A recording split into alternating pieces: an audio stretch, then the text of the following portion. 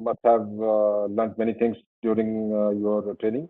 How many mail express trains we run? How many trains we run? Passenger trains? Anybody?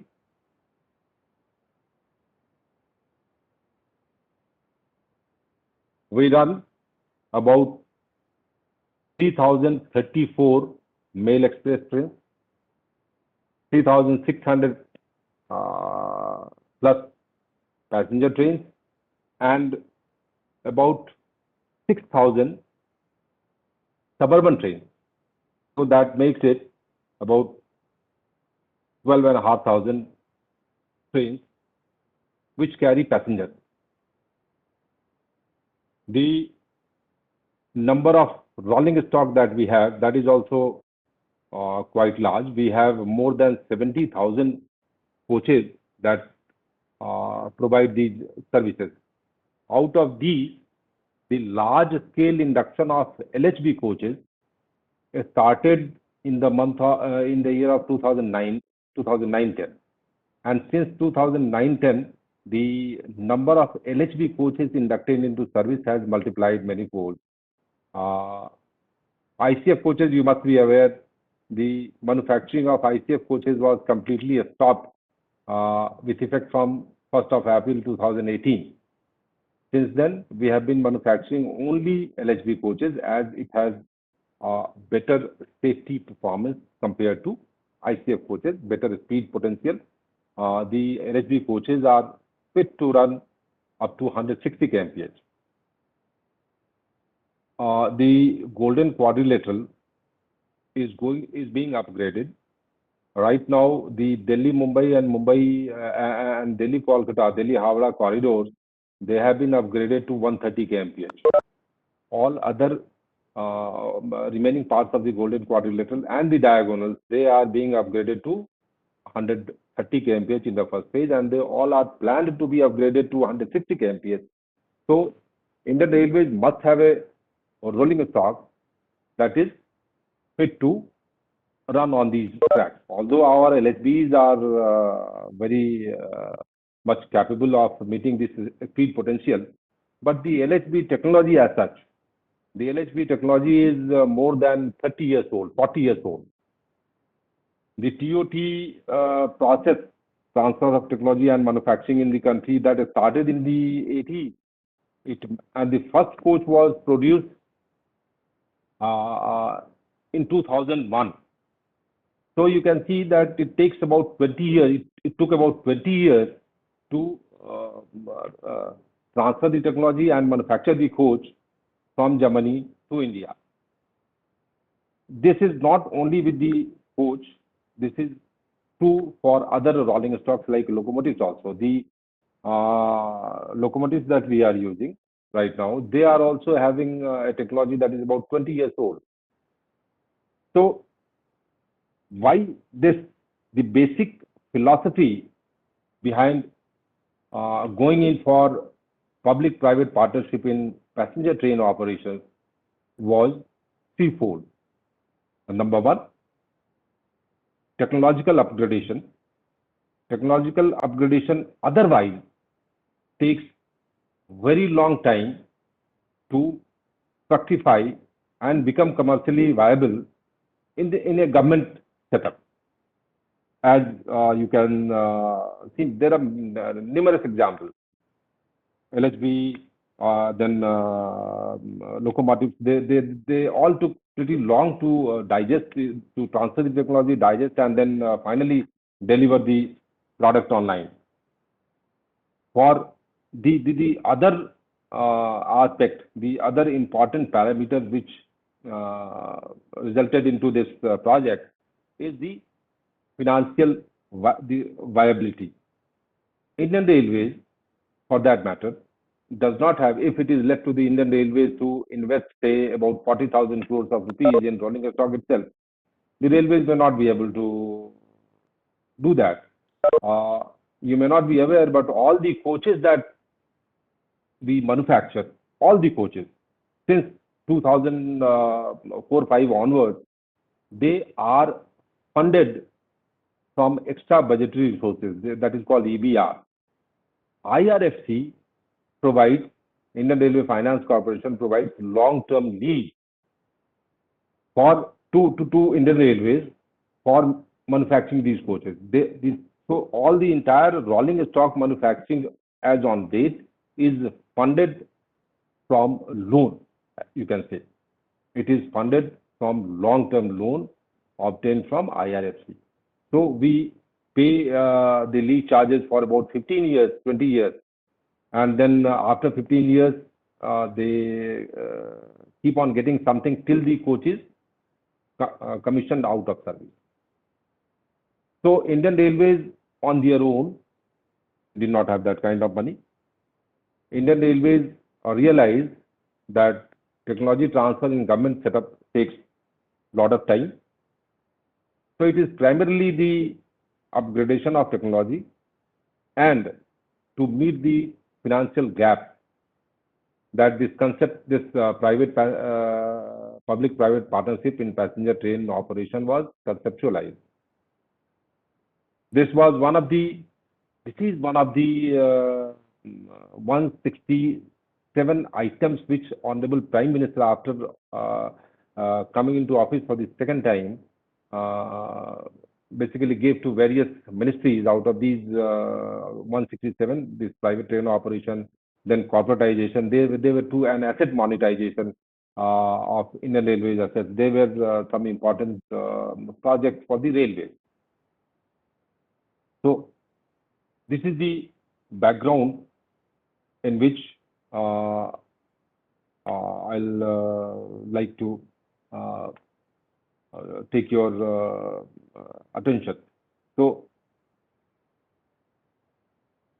whether running passenger trains is viable in our country or not, because most of the passenger trains are running in losses. They do not realize their own cost of production as well as operation. But still, there are certain trains, there are certain class of coaches that are real revenue earners for the passenger train operation. The total business, total revenue is of the order of 56,000 crores from the passenger business, and out of which 65% revenue,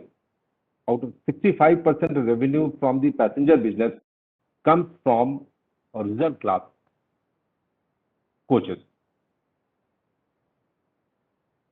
and the volume of reserve class coaches, that is only of the order of 7% of the total volume of the coaches that we have.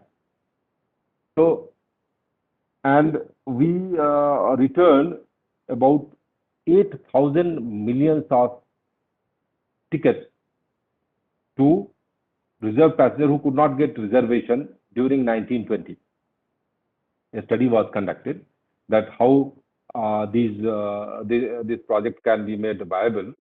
So in 1920, the PRS system told us that 8,109 million passengers could not be accommodated. Then the trains and the routes were analyzed where these wait listed passengers were the most, and based on that, it was found that there is still a gap between the quantum of service required and quantum of service that we are providing. So this is how this project was conceived. I'll take you to the next slide to just give a brief glimpse of the project.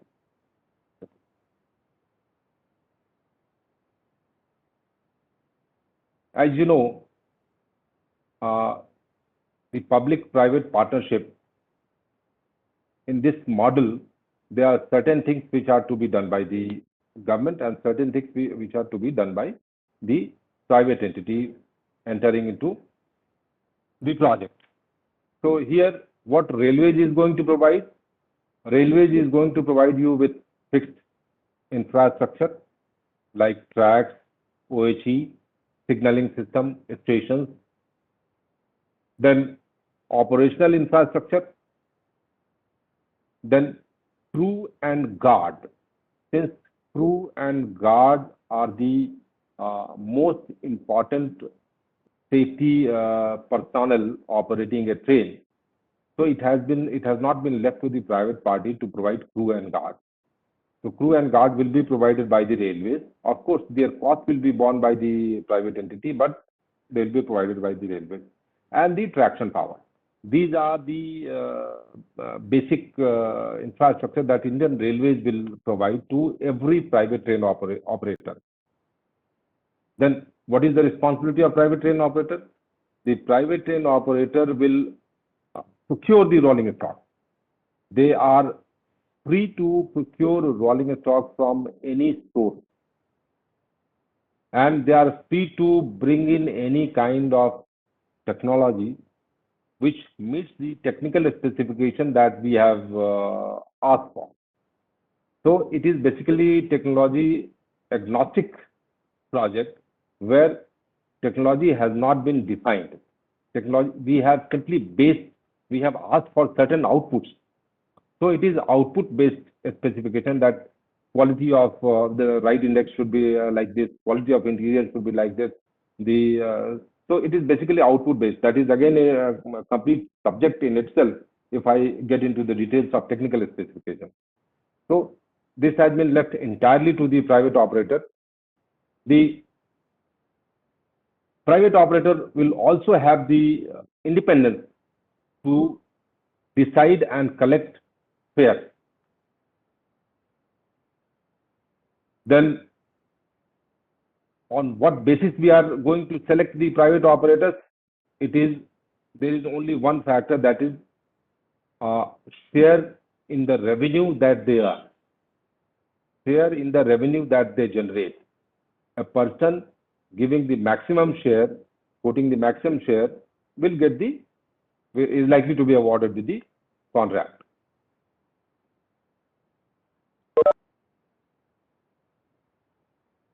We have, after doing all those commercial analysis, 152 pairs of services were selected very carefully where the business potential was good, where there was gap in the supply and demand. Yes, just a minute. Yes, I'm taking class. Come after 2 hours. So 152 pairs of origin destination, they are called OD pairs, origin destination pairs, were selected for providing these services by the private operators. These 152 pairs of services, they were divided into different clusters. Clusters means one cluster will operate how many trains? Out of these 12, the clusters were chosen again based on the popularity of the destination and based on the number of trains reaching into that destination. So Delhi, Mumbai, Kolkata, Hyderabad, then Jaipur. I'll show you what are the clusters. So they became the clusters. Each cluster will operate at least each cluster will have at least 12 rakes, of these trains, and the most of the clusters are having 12 rakes. Few clusters are having 14 or 15 rakes. So that is how the 12 clusters and 152 pairs of services. Is total, as I earlier said, that the mail express trains are about 3,000 mail express trains that we run, 3,034 to be precise. So this makes about 7 to 8% of the existing IR train operation. So as I mentioned earlier, that rights of concessionaire, the person who will own these trains, who will operate these trains, they are called concessionaire. So what rights he has? He can fix market linked fares. Of course, if he doesn't fix a market linked fare, if he becomes too ambitious and starts charging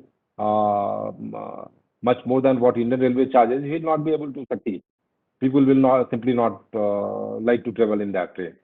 Then collect non-revenue fare. Non-revenue fares, like we provide lenience, we provide catering services. So these are non-revenue fares. So he will have the right to decide and collect non-revenue fares. Then he will also have the freedom to decide the class composition of the train. So how many AC 3 tier, how many AC 2 tier, how many chair cars are to be in the composition. That full freedom the concessionaire will have. Then where to stop? There will be certain mandatory stops, and then concessionaire can ask for some more stop of his choice. This concession period is for 35 years.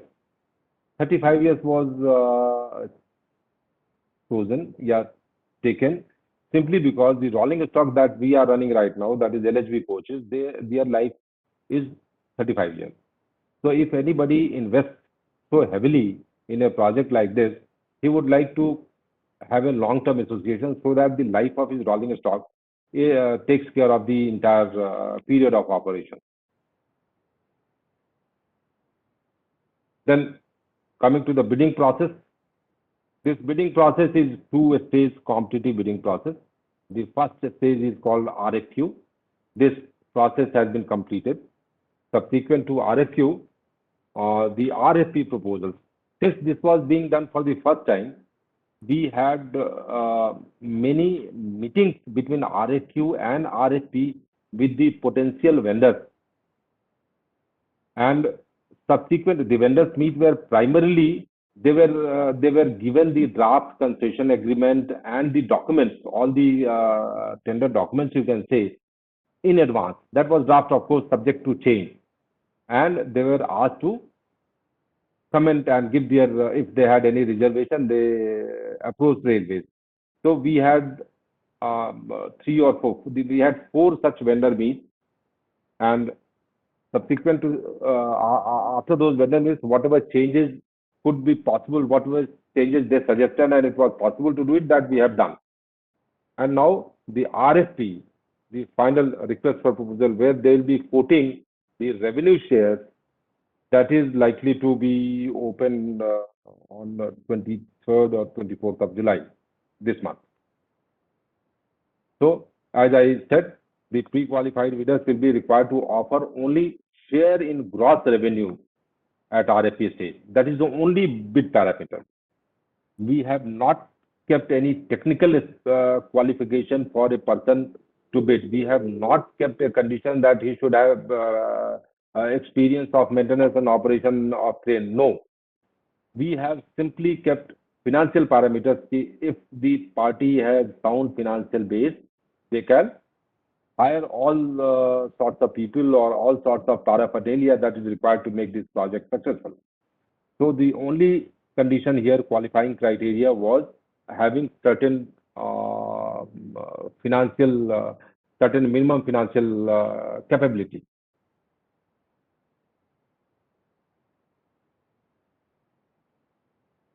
Next, as I said, these OD pairs were chosen based on unmet demand and has been grouped into 12 clusters, and each cluster is a project.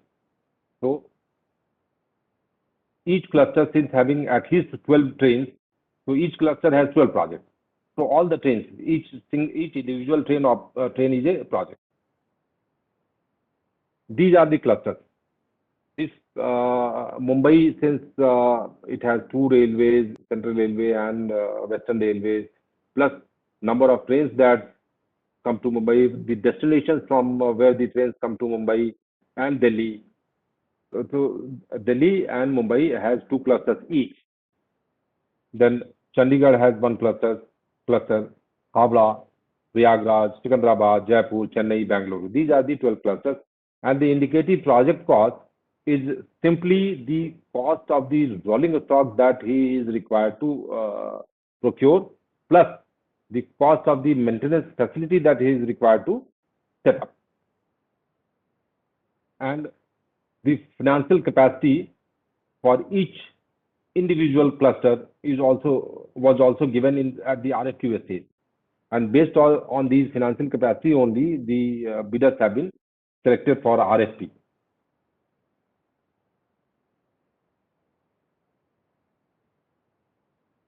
Then these are some of the salient features. The train which the private operator will run, it will be comparable to the fastest train on that route being operated by Indian Railways. The fastest train on any route that we operate is Rajdhani or Shatabdi. Then there is one very important criteria, that is the criteria of acceleration. The trains which the private operator will bring in, they will have an acceleration criteria of 0 to 160 kmph in 140 seconds. There was lot of debate and lot of resistance from the bidders. They were saying that this is not able to, it is not possible to achieve this acceleration criteria with locomotive hauled trains. Yes, it is true. As on date, it is not possible to achieve this criteria with loco hauled trains.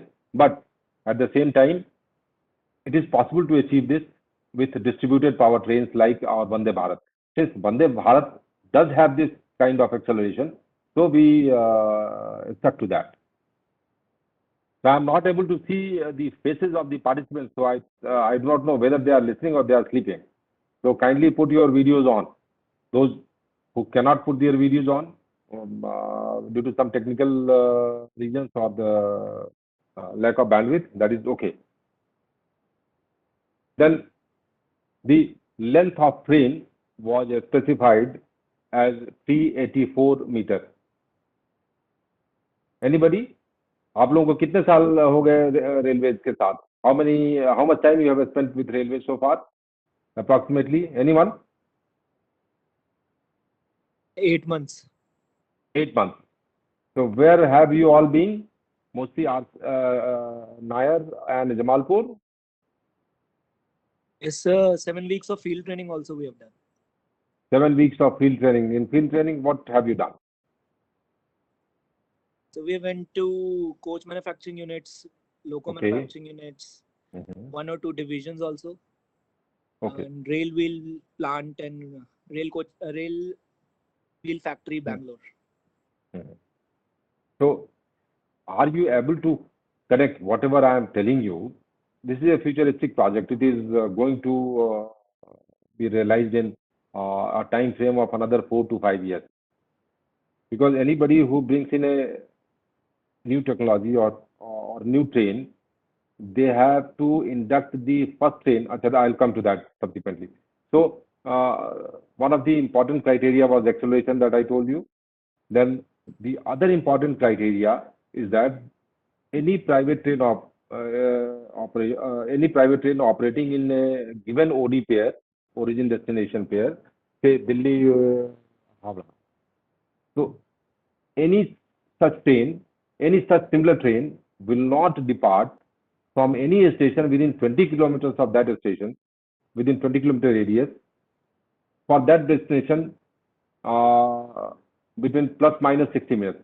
It has been given to assure the private operator that Indian Railways will give you priority, is giving you priority in train operation on that particular route, and 1 घंटा पहले और 1 घंटा बाद में will not run any train, so that your business is not affected. Then length of the train is 384 meters. Can anybody tell me what is the length of Vande Bharat? Have any one of you traveled in that train? आपने शायद किसी ने नहीं किया होगा travel. Vande Bharat is the first train set. Train set तो वैसे all EMUs and all MEMUs are also train set, but the Vande Bharat is the first reserve class train set, you can say, and the first train set which runs at a speed of 130 kmph. It is also cleared to run up to 160 kmph. There are basically there are 2 routes on which this is running. One is Delhi Varanasi and the other is Delhi Jammu. And Delhi Varanasi, this train has never been late for almost 1 year. It has left Delhi right time and it has returned back Delhi right time. There may have been delay en route. So this train has 16 coaches and length of one LHB coach multiplied by 16, that makes it 384 meters. So we have presumed that the train should be minimum of 384 meter or minimum 16 coaches. If the dimensions are same, the number of coaches may vary. If they bring in articulated coaches or any other coaches from foreign country, the numbers, this length may vary. But he is free to add as many number of coaches as he wants, depending on the business that he is expecting. But it should be it should not exceed the length of maximum the maximum length of a train running in that route, and that is restricted by the length of the platform in that route where the train is stopping. So 384 is the minimum length of the train. Railways will be charging for at least this much of 16 coaches. Then configuration of trains, as I said, the private operator will have independence of choosing the configuration of the train. Then this is a very important departure from what we have been doing till now. The safety certification. Till now, the safety certification is being done by Carriage and Wagon Department, and the TXR ultimately certifies that the train is safe to run. Just hold on for a second.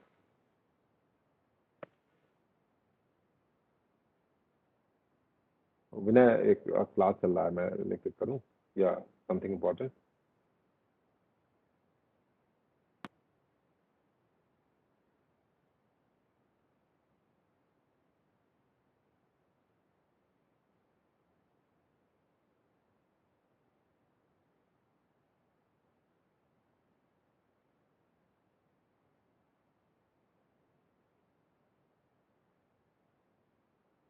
Sorry for the interrupt.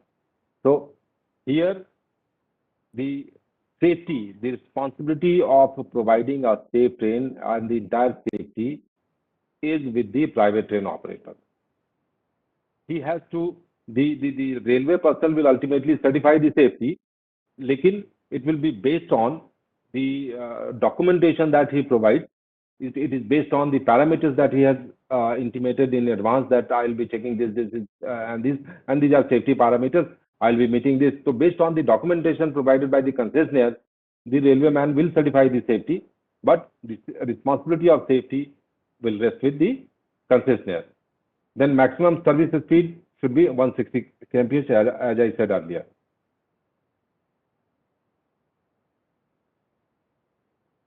Then the trains could be either distributed power like Vande Bharat or loco haul. But the kind of acceleration criteria that I mentioned, it may not be possible to have loco haul trains to meet this criteria. So in most likelihood, everybody will have train sets, and we will encourage train sets over these loco haul trains, because there is another restriction. If he is bringing in a loco haul train, he will not be permitted to change the direction of loco at the terminal station. He will have to have two locomotives at both the ends, one locomotive each at both the ends. This is again a repetition of what I have already said, that he will be free to source his source from any place that he likes. These are the important milestones. The appointed date is the date on which there will be the agreement is signed between the railways and the private operator. And from that appointed date, within 730 days, the private operator has to bring in a prototype. It will undergo testing and trial, and for testing and trial we have kept 200 days. So the first train should come online from the date of the agreement, 930 days from the date of the agreement. And then, since they have to procure at least 12 rigs, Bangalore has 15 rigs and Chennai also has 14 rigs. So this is the timeline for next additional 3 trains, additional 4 trains, additional 4 trains. So the timeline is from 2.5 years from the date of signing of agreement. पहली train उसकी 2.5 साल के बाद चलेगी, and within 5 years he has to complete the entire fleet, or he has to bring in the entire fleet of trains. So during this time he has to construct his own maintenance depot. Railways will be providing them at least 30,000 square meter of land, encumbrance-free land, adjacent to railway line, where they can set up their depot, or railways can give in an existing depot where he will which he will modify as per his requirements. So, and out of these, आजकल आप लोगों ने सुना होगा Make in India. There is a lot of thrust on Make in India. So the private train operator can bring in at the most 25% of the trains from outside. He cannot import more than 25% of the trains from outside. The rest he will have to manufacture here. So you all have very bright future. पता नहीं कितने private manufacturers यहाँ पे अपनी facility setup करेंगे, but they will certainly come. Then these are important maintenance and operation restrictions. This is the first. Are you aware that LHB trains are examined after how many kilometers? Any one of you? LHB coaches are being examined after 4,000 kilometers, and this time limit is being increased to 5,000 kilometers. But the private trains which are likely to come, they will be examined. They will be brought on fit after 40,000 kilometers. So for 40,000 kilometers, the trains will be run between 2 examinations. That is a very ambitious target that has been fixed. I do not know how much success we are going to get into this, but the operators have not objected to this clause. So we presume that they are willing to meet this criteria, and the trains will be taken to washing lines after every 5,000 to 7,000 kilometers for internal and external cleaning and washing.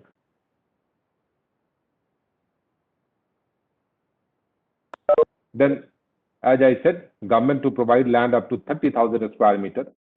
The concessionaire will have the responsibility to either build it de novo or operate maintenance depot, or upgrade the existing depot to meet its requirement.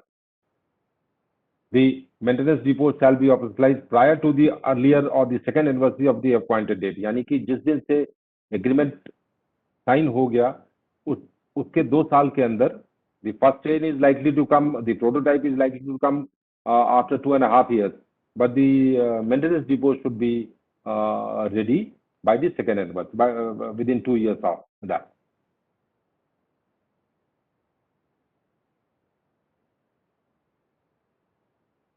Then watering of trains, again, it will be done by government. It will not be a responsibility of the concessionaire, but between 2 watering, the distance that the train has to travel is about 400 kilometers.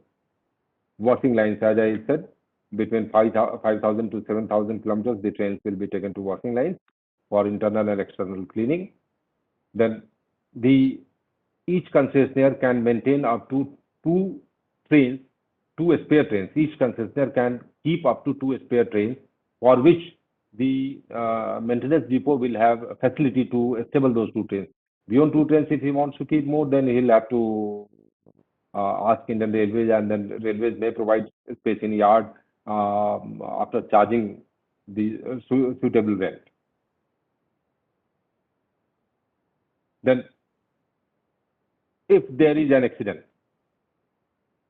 In that case, the concessionaire will be bearing the cost of damage to the train that he has brought, and compensation to passengers. Although compensation will be paid by the government immediately after the accident, but the cost of such compensation will be borne by the concessionaire, and the concessionaire will have to cover it through a proper insurance cover.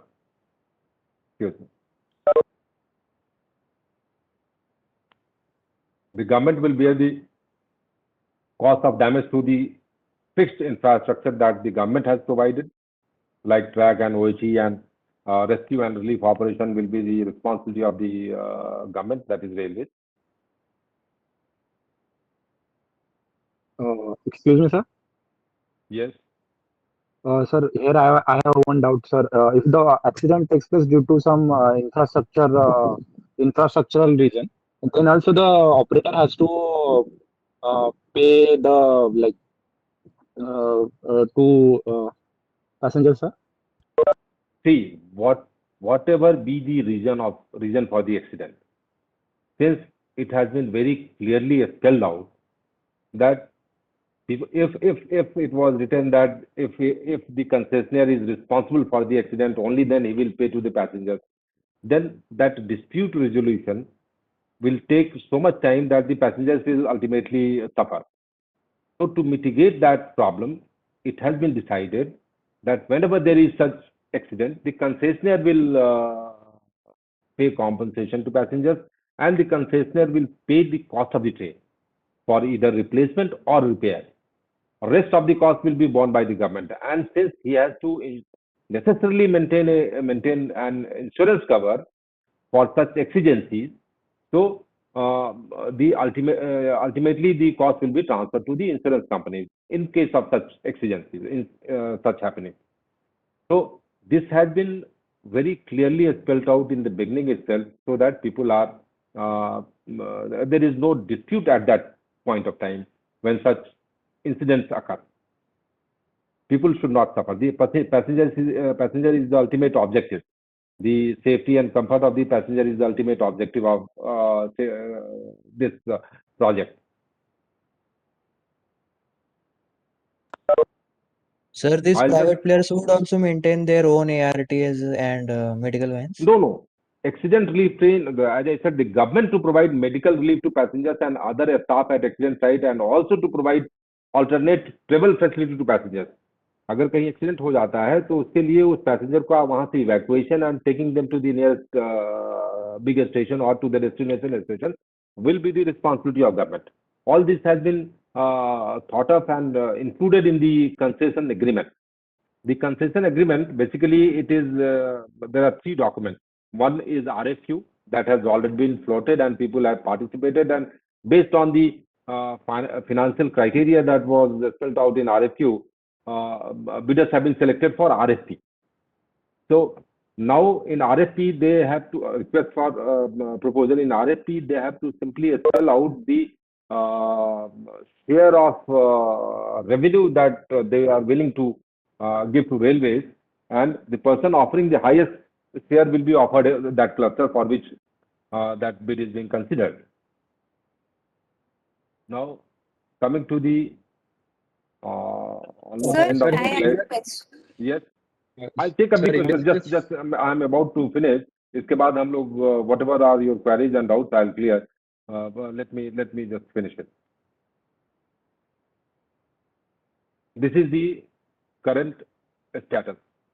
The bid due date, as you can see in the end, is 21st July 2021, and we expect participation from all those who have qualified in RFP, and this will be one of its kind project in the country, and this will pave a way for say privatization of entire passenger train operation. So not every privatization should be frowned upon or looked down with doubt. This is likely to provide or likely to multiply the opportunities for rolling stock engineers and people involved in maintenance and operation of rolling stock.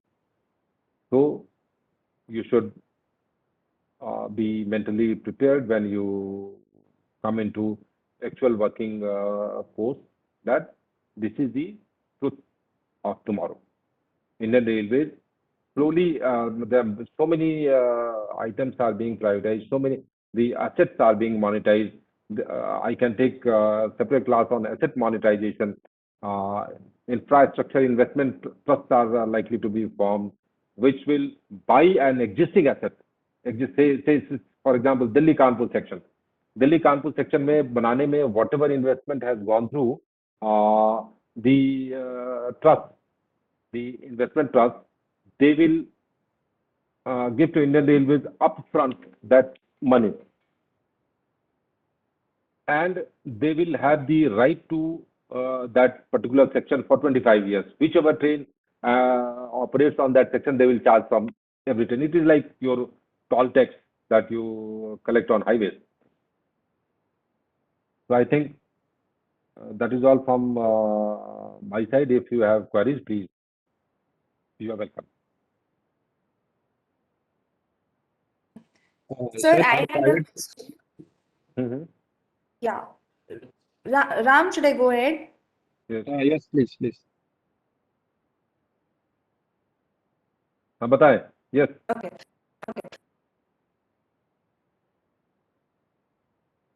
Yeah. So we will be entering PP. Like, okay, these are the tasks I can outsource, and these are the tasks I can't outsource. Well, earlier there was concept of core business, that procurement of train, maintenance of train was core to the to the train operation. Earlier there was a concept that only non-core activities will be outsourced, but now there is no such boundary. Core or non-core activities, all those activities can be outsourced, which has potential to be outsourced, which has potential to earn revenue for the railways. So it is up to you as an executive. It will be on your shoulders to decide that what you plan to outsource, what activity you plan to outsource, and what activity you plan to done internally.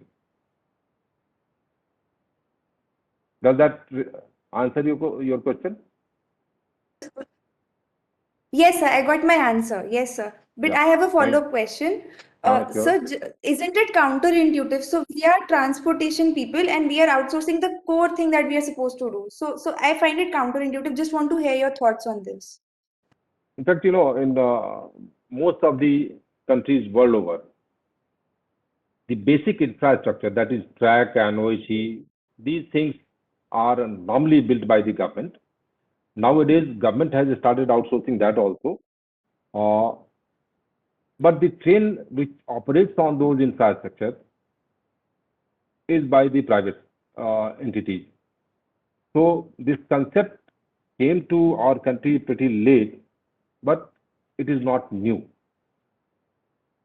So you should not, as I said, this also opens a lot of doors of opportunity for you people, for the younger people like you.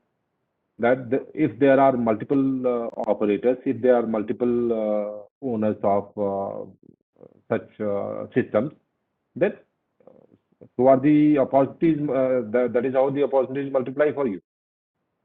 So I don't find there is anything wrong in this concept.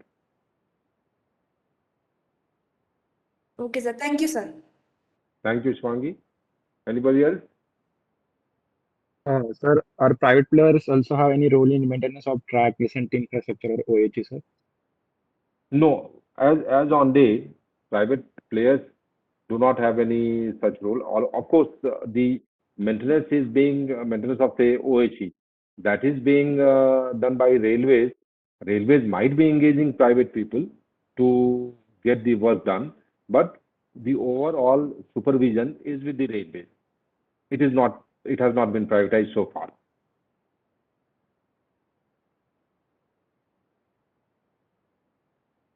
Please go ahead.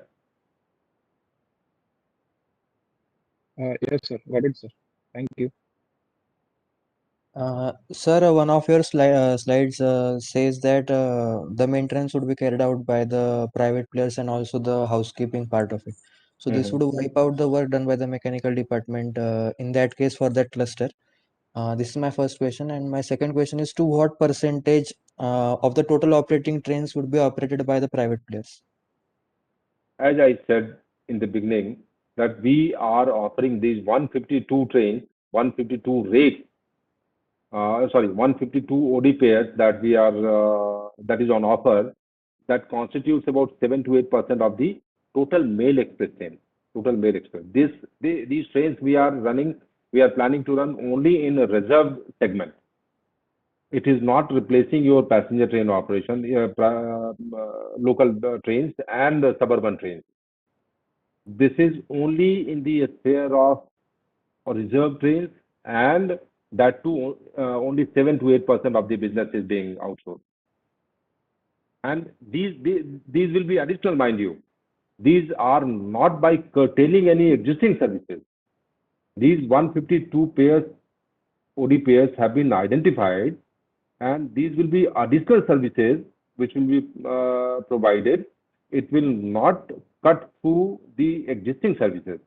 So, being additional services, the activities being carried out by rolling stock department, there will be no reduction as such in such activities. They will remain.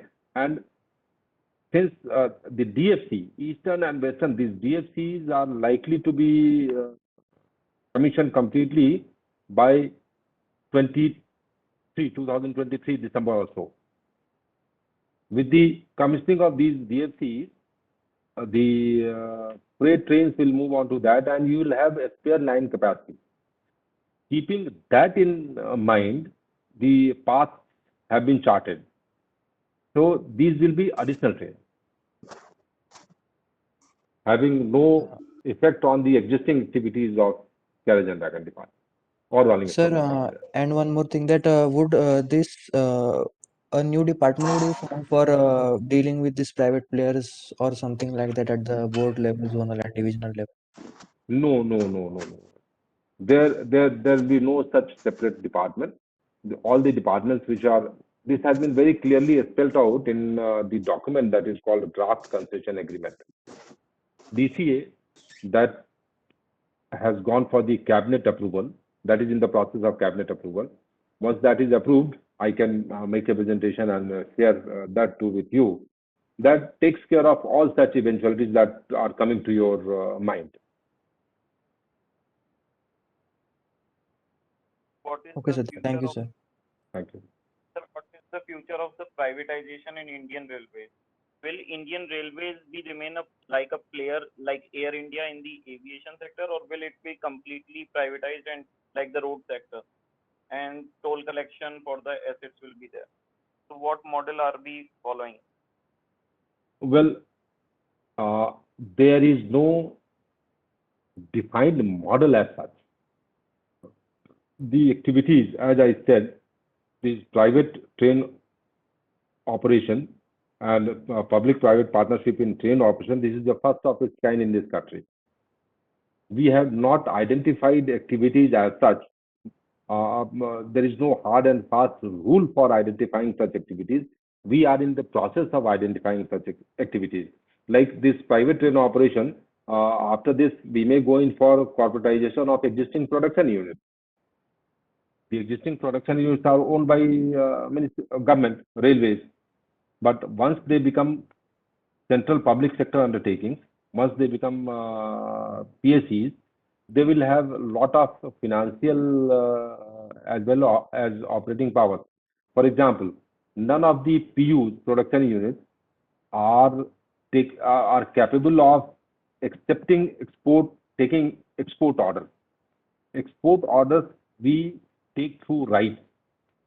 Only rights is authorized to participate in a global bid for rolling stock, and railways as such being a government organization, they do not participate.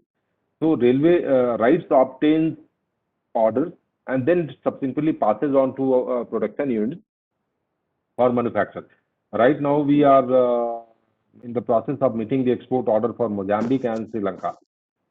So once PUs become a corporation in themselves, they will have everybody, all PUs will have this power to enter into negotiation and global contracts and bag in export orders. So, and that is ultimate. That is one of the objectives of corporatization.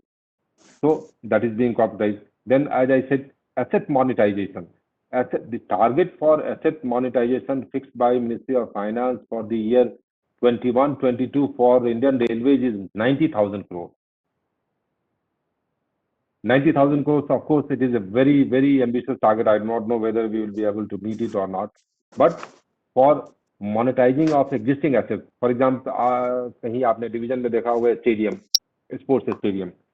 Sports stadium in a big city, most of the railways properties are now in big cities are situated in a very premium locality. They have as a property, their value is immense. So such properties have also been chosen for asset monetization. Then, as I said, InvIT, Infrastructure Investment Trust, that is a fairly recent concept in asset monetization of Power Grid Corporation has made an InvIT. They basically buy the grids, and whosoever distributes their power through that grid pays something, some charges to those power grid. That is how they get the return on their investment. So if I say that this area is identified for privatization or public-private partnership, that will not be correct at this stage, because this is an evolving process. If there is a market, yes, of course, things can be privatized or monetized. But if there is no market, if there are no bidders, if there are no takers, then even after very good business, you cannot achieve that result. Does that answer your question? Or you have any supplementary?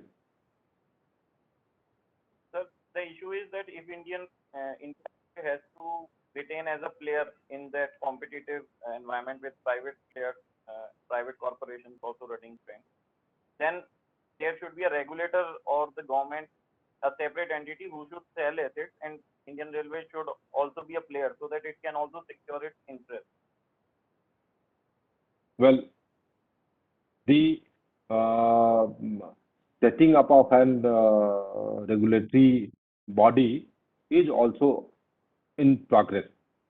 So you can rest assured that by the time this project materializes, there should be a regulatory body in place. It is already under process.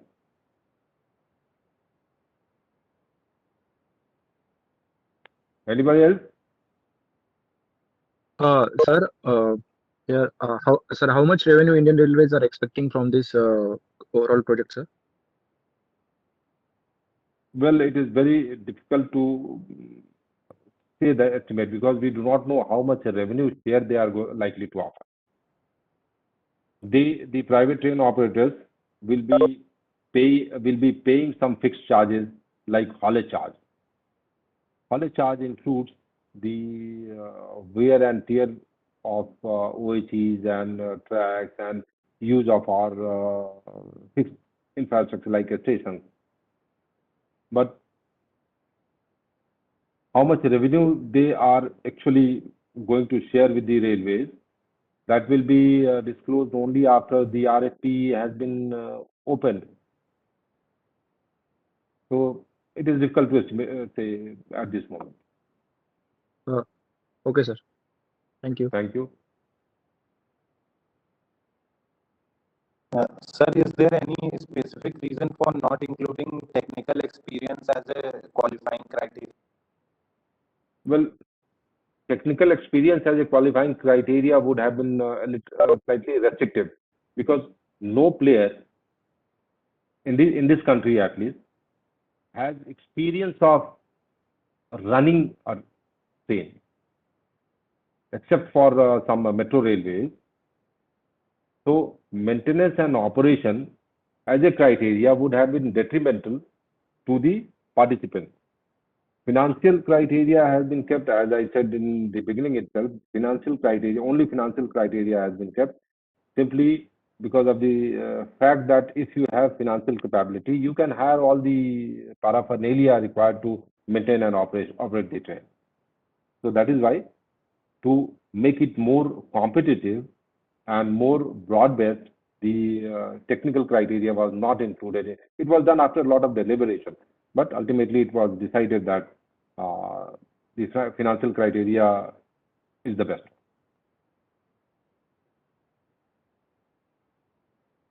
Sir, in due course of time, on doing some financial analysis, if it is found that these private players are giving much more profitable deals to Indian Railways, and when railway is operating by its own, the operating ratio is very high. If this scenario comes in the future, then it would be a way out that we should privatize all our trains. So Then might this be can this be the case in the future? the future is unpredictable, but this is the first step. It is an experiment. Experiments may succeed, experiments also fail. So based on that is why a very small percentage of trains have been taken. It is only 7 to 8% of the total train that we operate. If the experiment succeeds, of course, the numbers will increase. But if the experiment does not succeed, if the experiment fails, so the project may not proceed to the next stage, isn't it? So this is an experiment, and we are through this experiment. Sir, Indian Railway has a monopoly, so why would it want that experiment? Monopolistic businesses are fraught with many negatives, as you might be knowing. Monopoly in any field is not, any commercial venture is not very good for the industry as such. Monopoly means ki you can provide any third class, you keep on providing third class service. People do not have any option, and they are forced to utilize your services. So it is good to have competition than a monopolistic market. It is only because of the competition that the prices of electronic products that we are using today, it has been coming down every year. It has not been going up. Quality of services are improving. So railways was considered as a departmental monolith. It is still a departmental monolith, but as times are changing, so the organizations should also change. If you do not change, you perish. So government cannot keep on pumping money in a non-profitable venture, or a venture where the return is not adequate, return on investment is not proper. So you will have to come out of that monopolistic mindset, and you should be ready to face the competition. Anybody else? Sir, my question is not directly related with this, sir. Sir, at BLW, as they are manufacturing electrical locos, sir, there are many machines which are idle there, sir. Sir, are there any planning to monetize those assets, sir? In fact, BLW, basically all our export orders for locomotives are made by BLW. Just give me a second.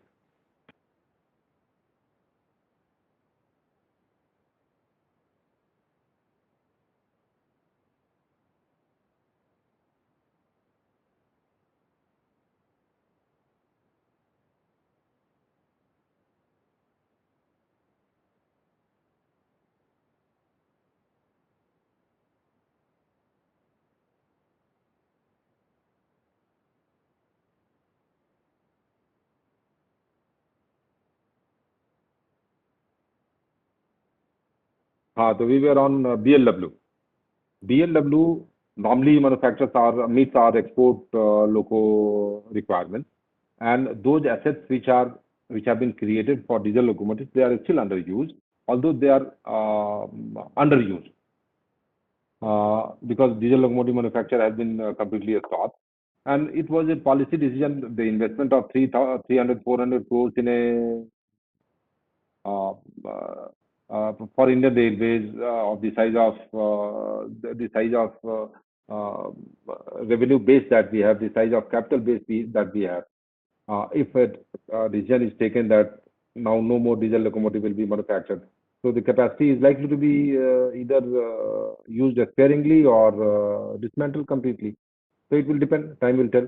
Abhi to right now BLW is making our export loco requirements. They are manufacturing locos for Mozambique Railways diesel locomotives. So some portion of the diesel loco infrastructure will remain in use. Next.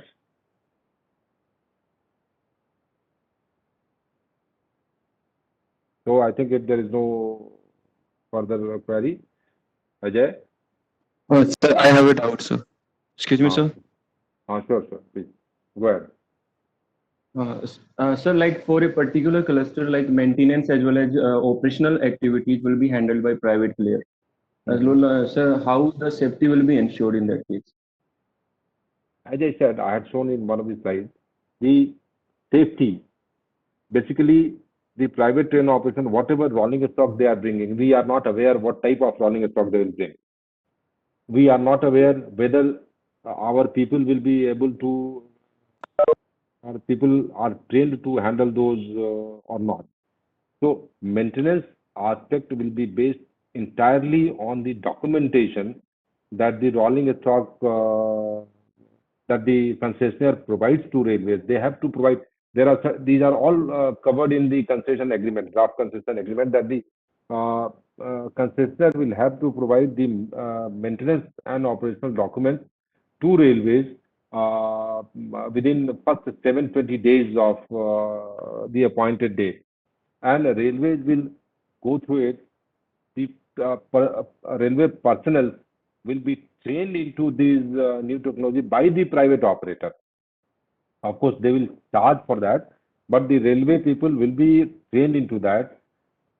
The private operator will clearly specify that what parameters, what safety parameters they are to ensure, what safety parameters is necessary for giving permission to a train to operate on our network, and railway personnel will only check the documentation, and based on the documentation and based on the declaration of the private train operator, they will certify that train is safe to run. So the responsibility of ensuring safety in case of private train operators.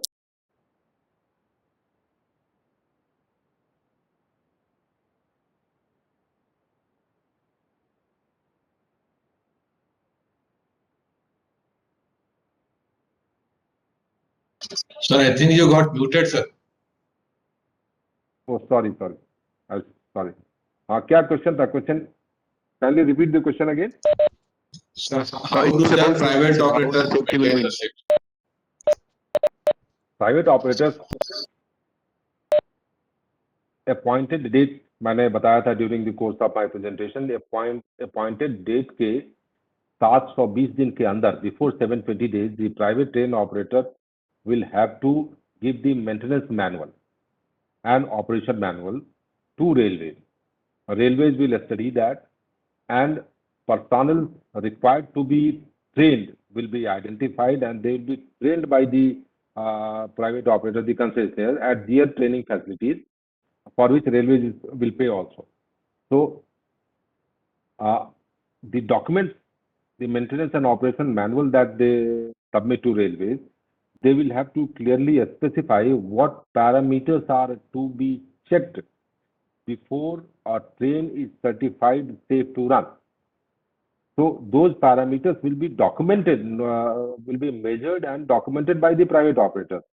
Our person, the railway man, will only check based on the documentation that whether the documentation is complete or not.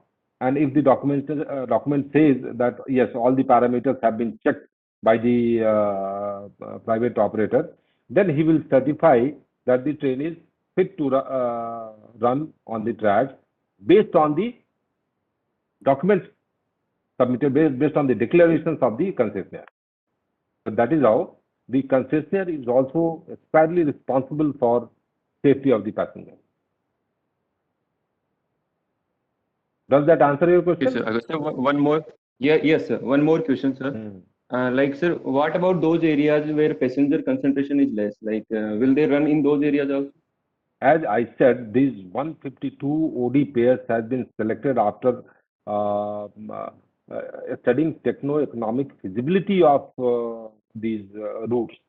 These 152 pairs of trains are such trains where the waiting list used to be maximum. So we expect that these trains will should be profitable for the concessionaire.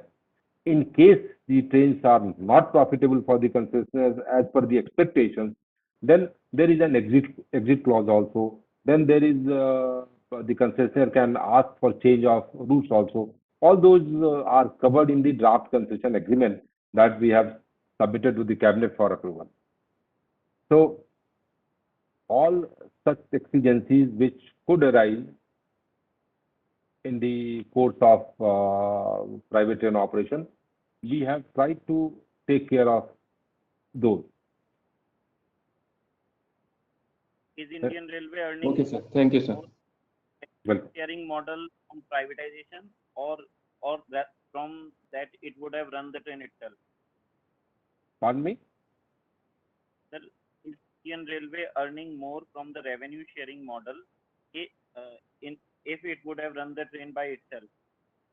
ऐसा है partner, as I said, the objective of the, आपने शुरू में ठीक से सुना नहीं, the objective of the of involving private people in train operation is first the technological input.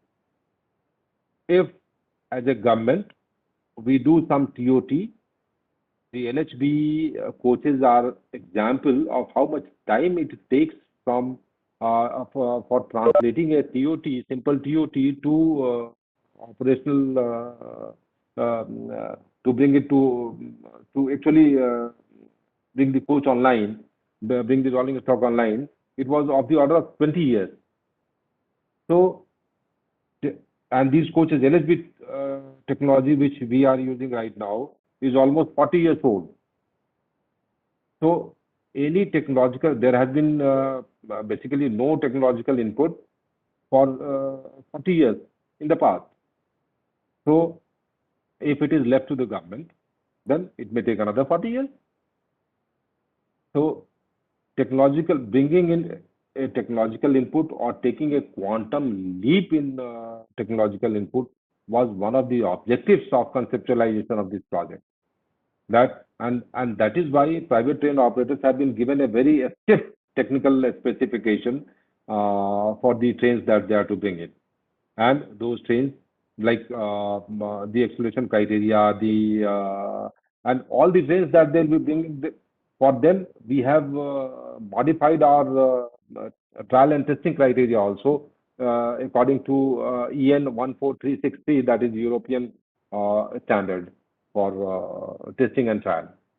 So, bringing in technological inputs and meeting the financial gap for bringing in those technological inputs and or taking those quantum leap in technological inputs. These are the two main objectives of this project.